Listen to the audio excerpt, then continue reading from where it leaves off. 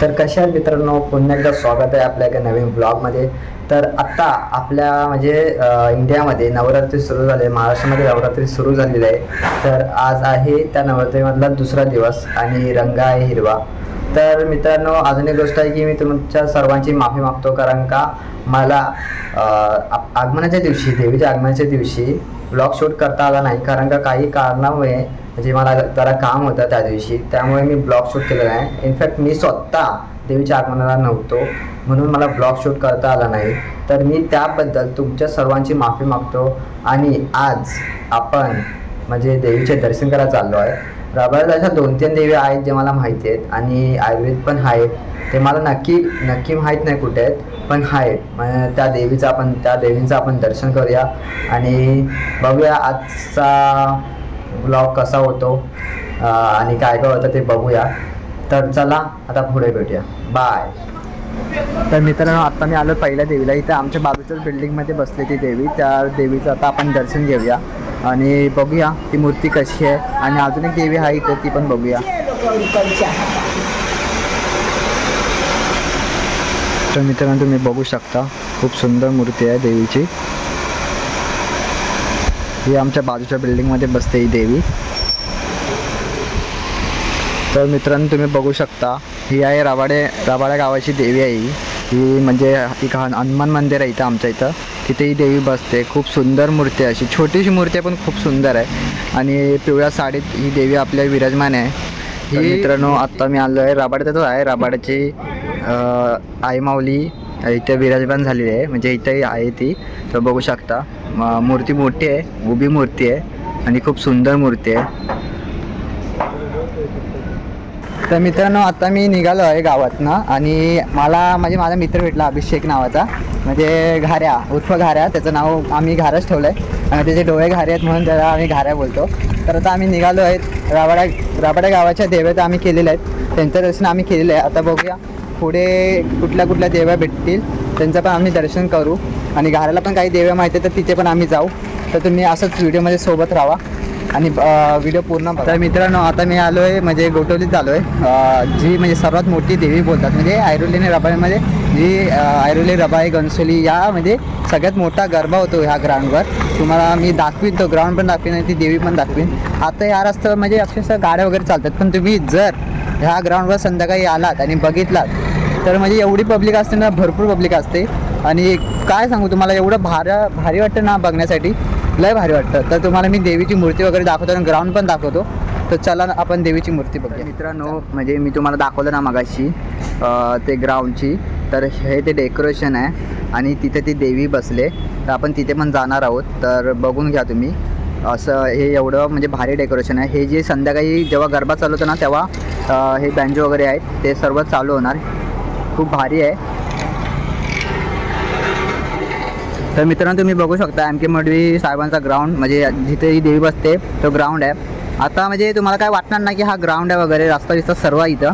पण तुम्ही जर या ठिकाणी संध्याकाळी याल आणि जी पब्लिक बघाल ना, तुम्ही खरं सांगतो एवढी पब्लिक असते ना, खूप पब्लिक असते. तुम्हाला असं रात्रीचं वाटणारच नाही की हा रस्ता आहे किंवा काही वेगळं हे आहे. तुम्हाला पूर्ण गरबा ग्राउंड म्हणजे परफेक्ट जसा असतो तसंच वाटणार. म्हणजे खूप भरपूर मजा येते. आणि हा म्हणजे इकडचा म्हणजे फेमस गरबा होतो ह्या ग्राउंडवर. तुम्ही बघू शकता ग्राउंड तुम्हाला आता खूप छोटा दिसत असेल किंवा वेगळा वाटत असेल, पण भरपूर मोठा ग्राउंड आहे हा. कमीत कमी माझ्या मते तरी 2000 माणसं तर आरामात इथं गरबा खेळत असतील. तर आता आपण पुढे बघूया कुठली देवी आहे ती. चला. तर मित्रांनो, आता मी डीमार्टजवळ आलेलो आहे. तर इथे पण देवी एक बसलेली आहे, खूप सुंदर मूर्ती आहे, तुम्ही बघू शकता. म्हणजे खूप सुंदर मूर्ती आहे, देखणी तुम्ही बघू शकता त्या मूर्तीची. खूप भारी वाटते मूर्ती. तर म्हणजे मन प्रसन्न होतं या मूर्तीकडे बघून. मला तर खूप भारी वाटते. तर चला. तर मित्रांनो, तुम्ही बघू शकता आता मी ऐरोली सेक्टर 16मध्ये आहे. तर इथे पण एक देवी आहे, तिचं पण आपण आता दर्शन करत आहोत. तुम्ही बघू शकता ही पण मूर्ती खूप सुंदर आहे.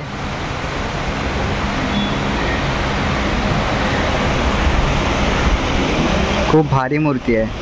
तर आता त्याला पुढे मित्रांनो, अजून एक म्हणजे ही देवी सेक्टर 17मध्येच आहे. तर बघू शकता ही देवी पण खूप सुंदर आहे. तर मित्रांनो तुम्ही पाहू शकता ही देवी आहे सेक्टर 4ची, खूप सुंदर मूर्ती आहे।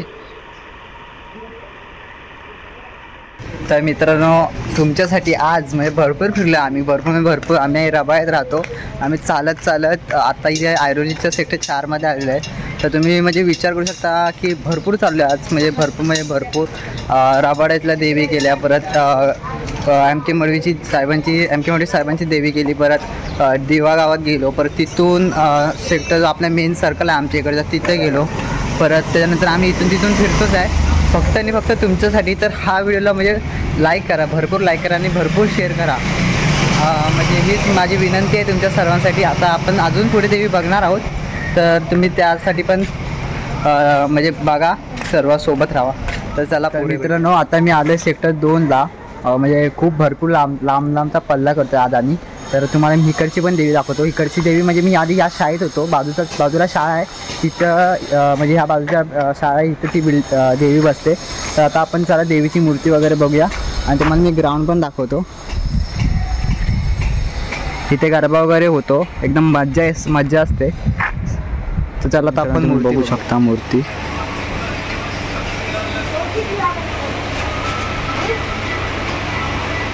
तर मित्रांनो आता आमचं अचानक ठरलेलं आहे की दुर्गेश्वरी देवीला जायचं, म्हणजे ठाण्याची दिघे साहेबांची देवी आहे तिथं देवी नाक्यात बसते, त्या देवीला जायचं अचानक ठरलं आहे। माझा एक मित्र भेटला, तो बोलला गर्दी नाही आहे, तर आता आम्ही ठरवलं आम्ही दोघांनी की दुर्गेश्वरीला पण जाऊन यायचं। पण आता आमच्याकडे तिकीट नाही आहे आणि तिकीटला पैसे पण नाही आहेत। आता आम्ही बघू म्हणजे काय आता TC पकडेल काय होईल कसं घाल ते तुम्हाला मी सांगीनच। तर बघूया आता त्या देवीच्या मनात जर असेल दर्शन द्यायचं तर ती नक्की देईल, नाही तर आपल्याला TC पकडेल एवढं नक्की।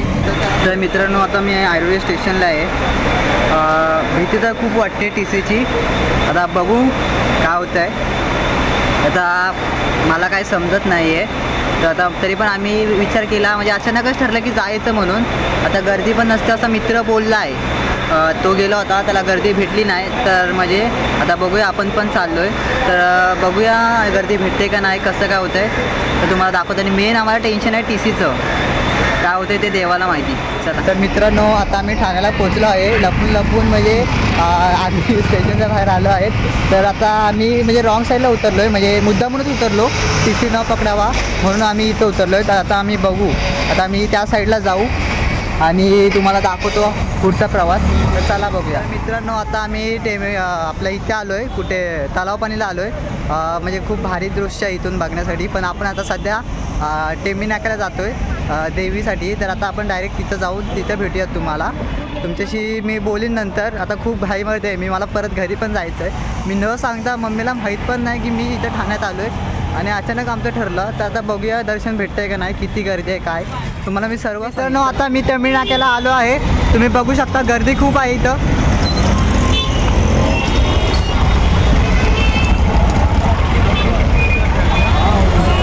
आता इथं वगैरे दोरी वगैरे लावली आहे।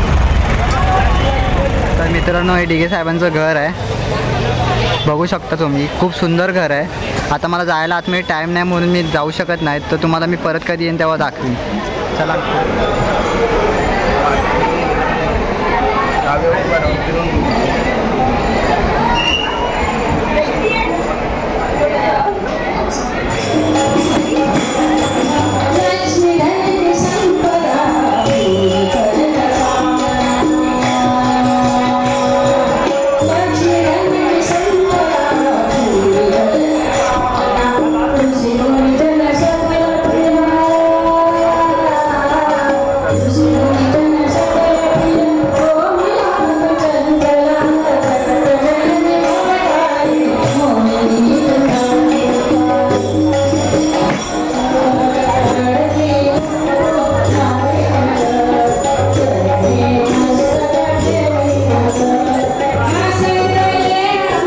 मित्रांनो आता मी आलेलो आहे ठाण्याच्या देवीला, दिघे साहेबांची देवी आहे टेंबी नाक्याला जी बसते, त्या देवीला मी आलेलो आहे। आणि म्हणजे गर्दी तर नाही आहे जास्त, आणि दर्शन पण आता झालेलं आहे आमचं। फार सुंदर मूर्ती आहे आणि फुल म्हणजे प्रसन्न वाटलं त्या मूर्तीकडे बघून, आणि प्रफुल्लित म्हणजे मन एकदम प्रफुल्लित झालं माझं।